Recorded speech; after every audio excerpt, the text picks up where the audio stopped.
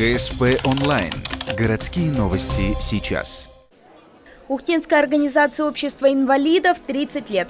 Юбилей решили отметить в Доме молодежи. На встречу в честь круглой даты пришли активисты, участники мероприятий и ветераны общества. Тут же и один из первых руководителей Маргарита Колпащикова. Своим появлением общество обязано не ей, но именно она, еще несколько неравнодушных, подняли его на совершенно другой уровень. Самый высокий для подобных организаций во всем регионе.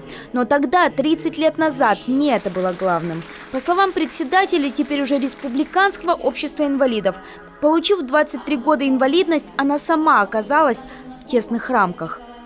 Естественно, моя жизнь проходила вся в четырех стенах. Благо, что у меня была семья, ребят, которые с рождения, да, или там получили травмы, болезни в возрасте подростковом, они оказывались в принципе как бы закрытыми. А тогда люди стремились в организацию, чтобы в первую очередь общаться, узнать друг друга, дружить и в то же время вот активно жить, заниматься спортом, культурой.